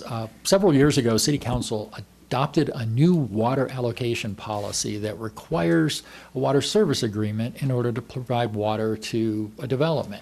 As part of that, the council wanted to make sure that those proposed developments are viable and can actually come to fruition. They chose the process of sending those site plans through this review to tie your recommendation and that site plan to a water service agreement. So when you see site plans come before you, this now currently represents about 80% of those site plans. Other triggers in the code are much more rare. This is the current reason why you see site plans. So this one is one looking for your recommendations as to the viability of the project and whether or not any particular conditions, truthfully, do need to be put on a particular site, or site design criteria needs to be considered before it goes to council for inclusion with a water service agreement. So this project is intended to be in front of council as soon as we can put together a package after your actions. As the chairman mentioned, this site is sort of a thumb-shaped property that sticks up. If you look at the aerial photo, the green line is the corporate limits of Prescott. That area was obviously annexed in at some time. I was unable to find just when that annexation occurred. It's been many, many, many years, probably back into the 70s, 1970s, for that annexation to occur. The intent of it at the time of the annexation was for commercial development, and the zoning was the commercial zoning under the old zoning code. That old zoning code designation converted to business regional. Business regional zoning allows for a number of commercial uses on properties, but it also allows for multifamily residential and even single-family residential on properties. In this particular case, it's also, I'm going to go back one, it's also located right at a traffic signal, so that intersection is signalized. This is Robin Drive. It runs along the south side of the proposed project. And then the State Route 69 runs along the front of the project. Generally speaking, due to ADOT's restrictions and the proximity of a signal, no direct access will be permitted onto the property from 69. You'll have to go through that traffic signal onto Robin Drive and into the site. And we'll show you the site plan in just a moment.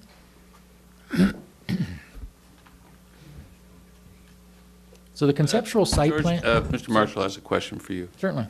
What that green line, That is the city limit lines. city limit, that's what I thought it was, but. Yes. Did you say that at the front and I didn't hear that? Yes, he did. No comment. I don't think he said that. Your hearing was just fine. I'm You sticking don't to have no them in today, though, comment. do you? Oh, you got one? Okay.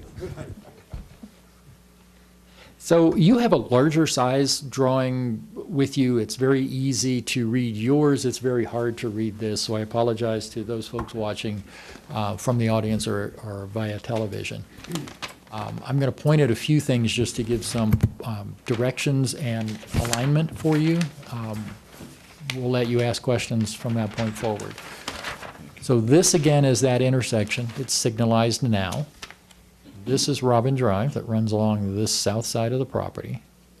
The proposed site plan would have a commercial node at the corner, so a structure, possible convenience with gas at that corner.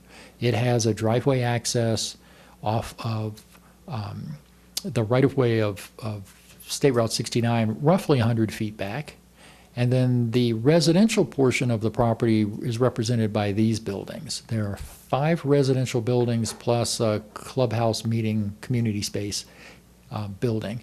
Those buildings take access via a second driveway further in on Robin Drive, and then a third driveway. So there are 2 driveways specifically dedicated to the residential portion, 1 dedicated to the commercial.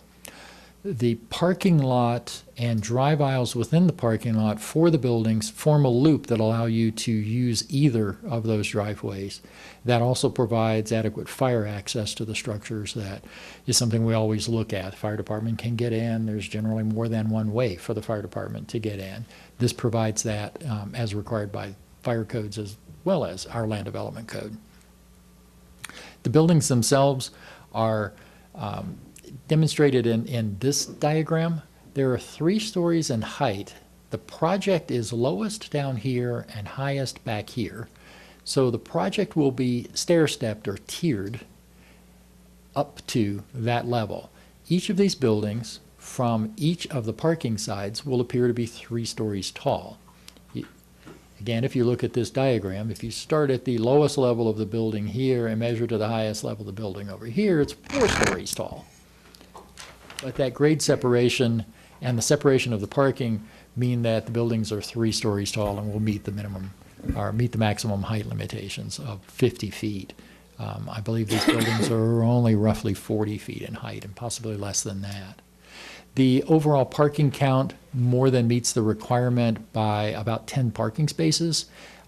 This parking for the commercial, again, is separated from the residential parking, so there's no overlap of parking or access from the commercial site. That parking is a little harder for us to calculate at this time because we don't know the specific uses. Generally, just giving the square footages, it appears that there is sufficient parking to have a number of retail stores and including a convenience-type store with the gas that seems to be indicated here. So there appears to be enough parking there. Some of that does vary depending on the types of uses. A small restaurant, 2 or 3 retail stores, the convenience store with gas would be sufficiently parked based on this design. Other combinations of uses may have a different requirement for parking. So we will look at that as the structures actually are constructed during the building permitting process. And we'll also take a look at it with new tenants as they come in. I think I hit most of what I needed to. There's some preliminary landscaping shown on this drawing. That's something that's sort of a bonus at this stage. Landscape plans come in with building permits, all of the structural design and fenestration, all of the other construction associated reviews will occur at the time of the building permit. Staff reviews that. All of the department staffs involved in development review those building permits.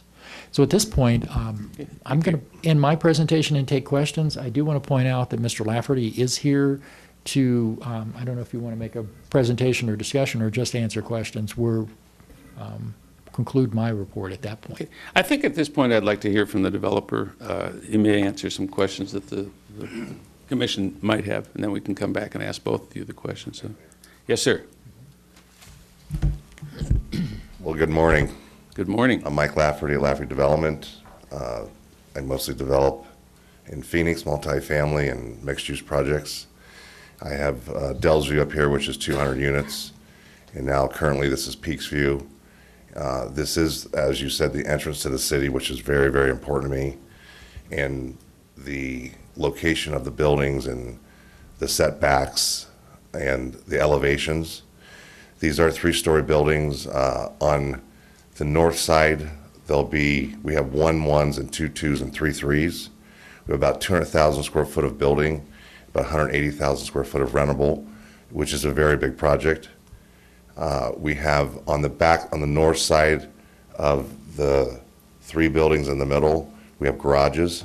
That'll be 3 3s. We have 25 3 3s.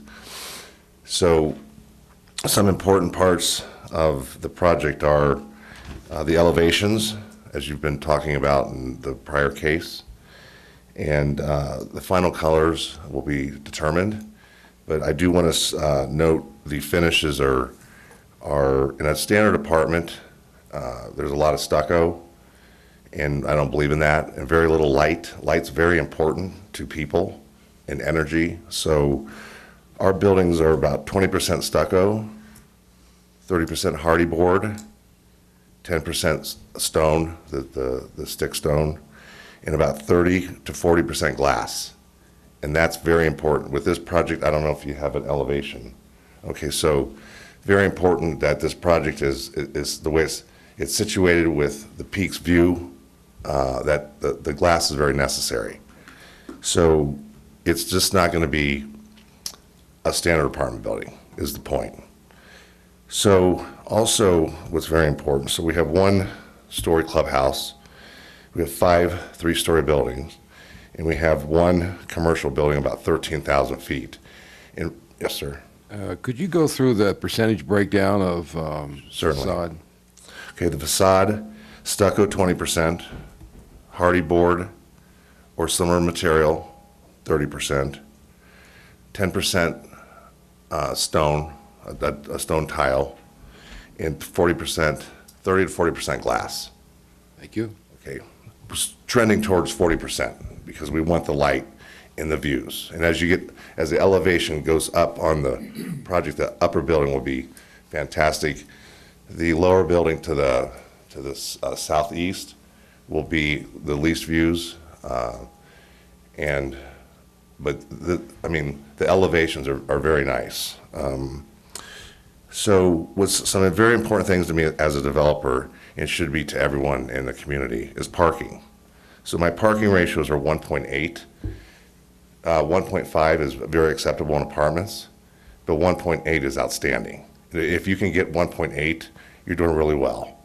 And our retail is 6.5 per 1,000. So the old retail was as low as 3, which didn't work. Didn't work. So the uses that we're going to apply to the community, which is some type of mobile market, a wine bar, a coffee bar, a nail spa, and also a pet spa or pet-oriented space. There's 1,700 homes to the north and Yavapai Hills, so it's very important to take care of their needs. Our setbacks exceed your minimums by far. The landscape up and down Robin Road is very important to me because, again, it's the entrance to the project and it's also the entrance of this property. So those are very important things as a developer. And timing is also important. Is timing a part of this? Sure. For the water credits? Yes. Yes. Okay. Feel free. Okay, so We love it when people can tell us about their project. well, I'm very involved in all my projects, and I do all of the design, and the architect takes it and makes it better, and that's what I want out of an architect. But a plan is by me, and also I never dealt with hills before, being from Phoenix, until I dealt at Dellsview, and working with Mike Fan, we mitigated that site to where it's buildable, because the site that you saw was not buildable. So the timing is very important, because as we were just having a discussion, it's a tertiary market, and financing is very tough in this market. For these, my Dellsview is 32 million. This is probably 37 million. And so right now in the market study, they think that another 200 apartments for Prescott it works, but they'd be concerned about another 155. So the timing of this project would never get approved by finance people until we were successful at Dellsview. And Willow Creek is successful, which has had its challenges, as you well know. So timing on water credits is important to me, and I would request a 3-year look with a 1-year option. And that's maybe tough to swallow, but it might take that long to build this, to finance this. It's not that I don't want to build them. I'll build them as soon as I get financed. And as soon as we fill Dellsview, what we don't want is a bunch of empty apartments in your market. Thank you. Thank you very much. I want to say I'm very familiar with the site. I was in escrow to buy this parcel. Seems like I was in escrow on a lot of parcels in this town. I'm starting to see a pattern. And they're all unusual, challenging parcels. I suppose I could have stayed in Phoenix if I didn't want challenging parcels. So I think it's a great location. I think the Yavapai Hills success of the last 4, 5, 6 years has made this location even better. I think the fact that the highway department put a signal. When I was looking at it, we didn't have a signal. We had a very circuitous entrance then. In fact, the entrance to Robin Drive was about 150 feet north on, or east on 69. So you'd come in, and then you'd make a sharp turn. You'd make 2 turns to get to Robin. So that when they put the signal in, that really made this parcel much more attractive and usable for somebody. So kudos to you for being able to figure something out there. I have one question for you. I saw on the plan it talked about garage. I can't see where the garages will be. On the 3 middle buildings, it'll be on the north side. You will not see the garage doors from the highway. Oh, I got you. I see what this is now. I'm with you. Thank you very much. That was just a phobic question because I couldn't figure it out. Your market wants garages. Yeah. Yes. As we studied. It's different than our Phoenix market would be. They want certainly shade. Mel, you had a question? Yeah, first, Mr. Lafferty, I want to say, this plan you submitted is one of the most complete I've ever received. We get so many plans in here with clear hard. You were worried about him, weren't you? No, I actually enjoy his comments. Put that on the record. No, it is, we really appreciate getting the dimensions. You even have finished floor area, which is helpful in determining the relationship between the buildings, et cetera, et cetera. No, we really appreciate the thoroughness of that. Really Thank you, and the architect is a big part of that. Yeah, and if you follow your guidelines, you request all the information that we gave you. Yeah, but we don't always get it. But no, that's great. I just have a couple of questions about a couple of things. One, my questions are going to be about this particular building here. I totally agree with your comment about the entrance to the city is very important. Very important. So my comments are going to be pretty much this area here. If I could have George put this up, because I took your plan and I colored up around that area of the green where the landscaping is going to be. And I hope it reads okay. Also, that would be heavy landscape for noise buffer. Yeah. Improved technology, it takes longer. There it goes. Okay, going to be rotated? Well, that's okay. I did green where it appears that landscaping areas would be, and I reviewed the general development standards in the LDC for landscaping, and based on that, I had a couple questions. First, the code says minimum of 10 feet of landscape frontage. It appears that from here over is less than 10 feet between the parking and the where the frontage is measured, here, and I think that stretch is going to be very important with all the cars coming along here and what they view, first of all, coming toward the site. Will these buildings or the other buildings in front, I couldn't tell, I didn't have a section through there, but would a section show that these buildings down here would screen the buildings that are further up the hill or not? I couldn't quite tell. I don't believe it will. I think So it'll you'll be be able lower. to see those buildings Correct. over there? Correct. That's the lowest point in the site. Probably not all the building, though, maybe the part of the elevation you'd see, but not all of it? Or- When we site to balance, we always try site to balance, which this might work, might not, but we'll take dirt from down there, and that building will be, all the buildings are on a single pad. Yeah. On the 3 buildings, it might be, stair-stepped, but every building's on a single pad. So that pad will be the lowest pad for the views of the second level of apartments. Okay, so you want to leave the view for the people up? Correct. Those would be the least amount of rent, too. Uh-huh, okay. Also, the code talks about landscaping along here, which is outside the property line, but in the right-of-way line.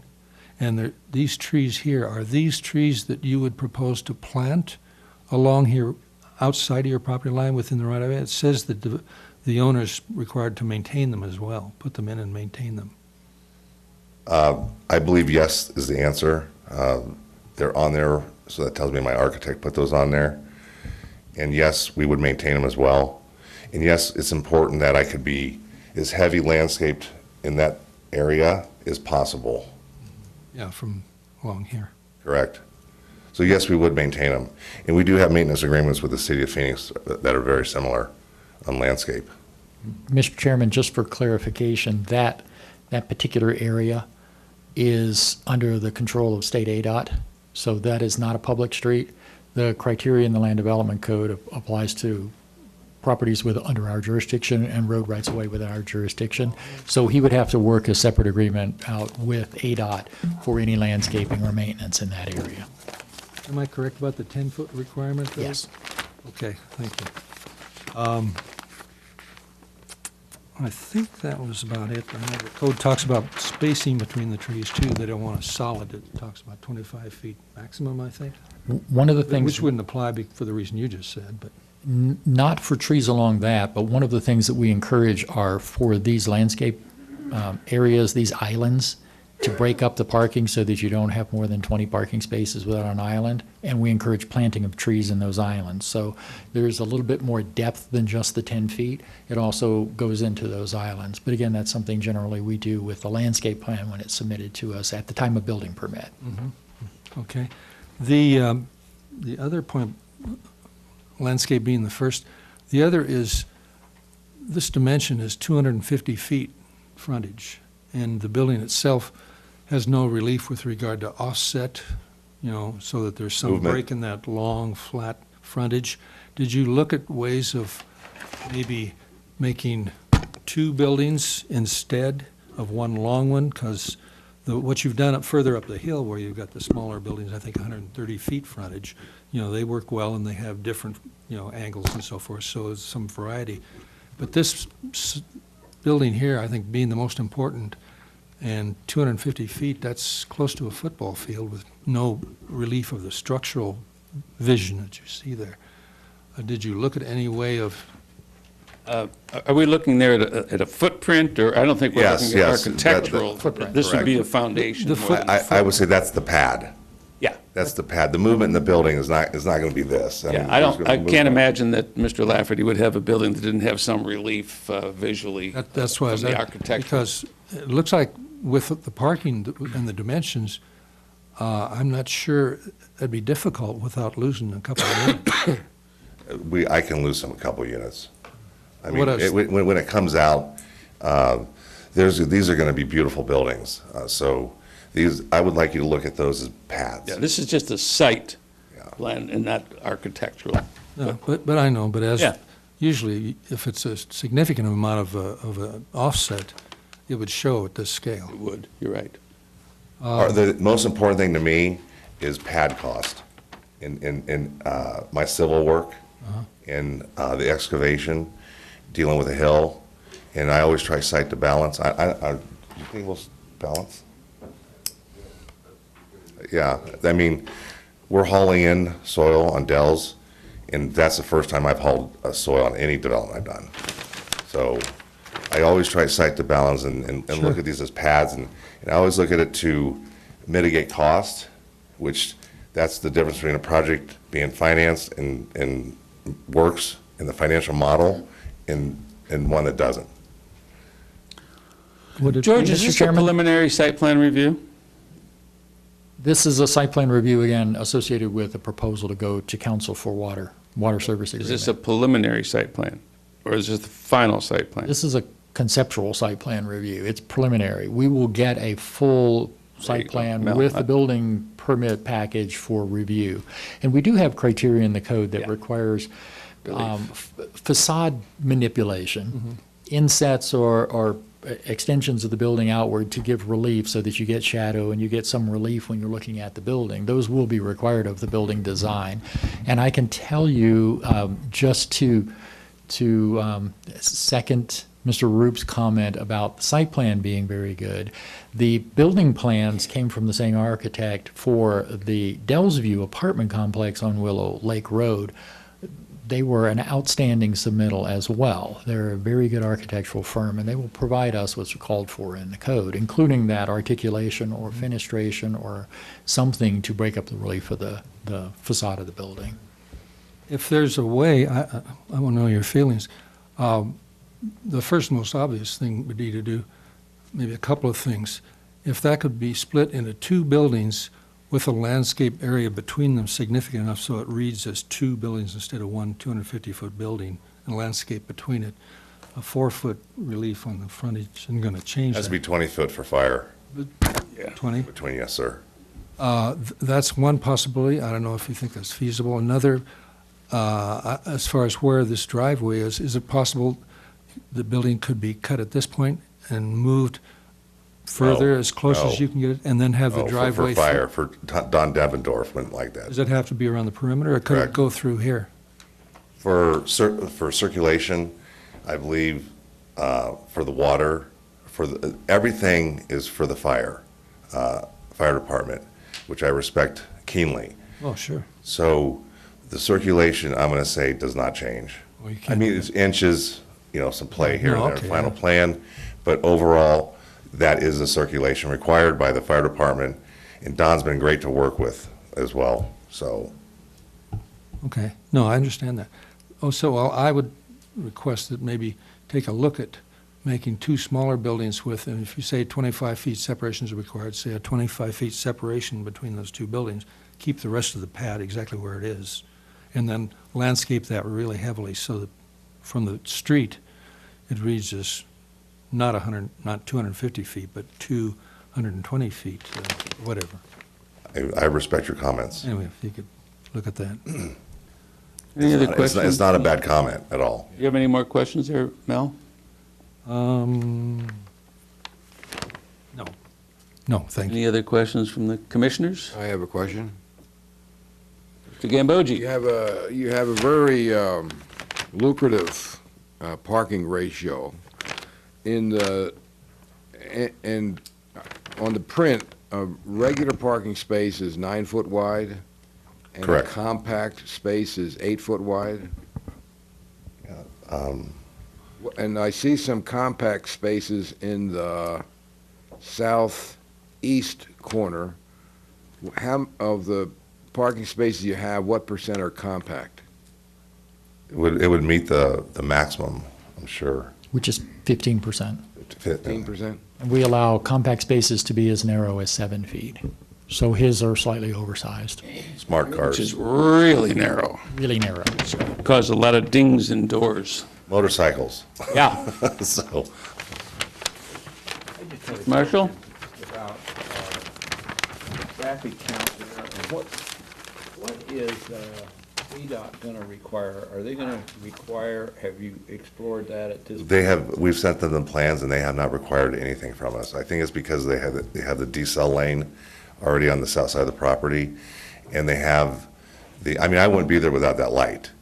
So if the signal wasn't there, I wouldn't be there either. So, I think, basically you have 3 trips per day is what you figure, a calculation, 3 to 4 trips per day per unit. Do we know what's coming out of the down Robin Drive to that intersection at this point? I do not, sir. But we can certainly, study the traffic, and if it's required by ADOT or the city of Prescott, we'll do it. It's not a grand expense, and it's something, if you want to know about it, I don't think it'll factor into your decision because of the traffic count. A lot of people work at home now too, so, life is different with urbanization. The reason for my question is that my understanding, there's a lot of undeveloped lots on up Robin Drive from there, so it's, that subdivision's, I don't believe is close to being built out. Am I correct in that, Ken? You're absolutely correct. There's a lot, that's one of the oldest subdivisions around here. That was the old Ned Warren stuff. Right, and it, Remember him? Ned Warren's Whoever thought you'd mention that name in 2019? Ned served a little time in a private home in Florence. College. Yeah. He went to college. He went to college. Right. So there's a lot of unusual lots up there. Some of them can't even be built on. But there's also been, to your point, Terry, there's also been I've seen more properties come out of the market and people moving to that subdivision because of the affordability, perhaps. So yes, I think there will be more traffic. I think, did that answer your question? Yes, it did. Jared, do you have a question? George? Just a question of George. Is ADOT going to require a traffic study on this? we don't know. As Mr. Lafferty said, he submitted his plans to them. I don't know if they're going to make that call. There was something in Thank you. there that referred to that. Mr. Lafferty, am I seeing three-level retaining wall on this? We haven't designed the retaining walls. Is that what this is, the, on the frontage? Oh, there will be a retaining wall behind the retail, sir. For sure. Yes, that one there. For sure, for sure. And how, I can't see that from here. We don't have that design yet, but to answer your Pretty high. question. It'll probably be, that's probably a 12-foot cut. Does Gary charge you more if he speaks at the meeting? He does, actually. It's per sheet and per word, so. But that's where we're gonna take dirt and do a cut. So that wall will probably come from the east, from south to north. It'll come up, and then it'll be the highest point along the back, I would say. I love you, that's a very expensive proposition. Well, there's a certain system that I use, and it's very, it's a tie block system, and it's very productive, and it's very inexpensive for retaining walls. Great, thank you. I have no other questions on this matter. If there's no other, let me open it up to the public. Does the public have anything they'd like to say regarding this matter? I would hope the public remain silent during our vote. All of you people back here are just gonna, it would just tear the room up if you all spoke. With that, I'm open to a motion on this project. I'm assuming we're voting on this today, George? I move to recommend approval of site plan PLN 18-037 Peaks View Apartments and Commercial Center. Do we have a second? I'll second that. Any further discussion? The issues I raised about the building massing and landscaping and so forth, maybe somehow, or where does it go from here? Well, you've made a recommendation for some design changes to the developer. He can take that into consideration and make those design changes before this gets to the city council, or he could go to the city council without making those changes. Again, similar to the previous project, what we submit to city council will take into account the things you've asked for. So that will be incorporated into a staff report, and council will see those requests. Mr. Chairman, Yes, sir. doesn't this come back to us for final site plan review? No, sir. The only reason this is before you again is because of the water service agreement requirements. So we can be Will not be confident back. that all the items on this, for this project will meet the minimum city codes. That's Absolutely. what you have staff for. I yes. can comment for you, Mel, on that point you raised about the narrowness at the south end of this, or the east end of this. There's a hill behind that, so people won't see very much that sliver you were talking about. Correct. It comes down, the hill comes down. So what people will see coming west on 69 will be probably the commercial development. First. More than anything back over there, there'll be a hill. looking at the curvature of the road and that. Yeah, well, that, They need to comply with 10 feet, so that's all. past that property boundary is a hill, so very few people would even see that. Well, when the staff reviews it. They'll meet the- Yeah, ensure they'll that take care there's, of that. the amount of landscaping. So we have a motion and we have a second. We've already discussed. I'll call for the vote. All those in favor of the motion, say aye. Aye. Opposed? Motion passes. Thank you, gentlemen. Thank you. I do appreciate working. Very well presented. Thank you. Very good job. Thank you, Gary, for the effort you put into this. And is he going to bill you for 2.5 hours? They round up. Well, I know Gary does. I don't know if they all do. Actually, Mr. Chairman, he's going to continue billing until you adjourn the meeting. Any further city issues we'd like to talk about? Bryn, would you like to say anything? I don't have anything else at this time, guys. With that, we're adjourned. Thank you. Thank you, gentlemen. Thank you all.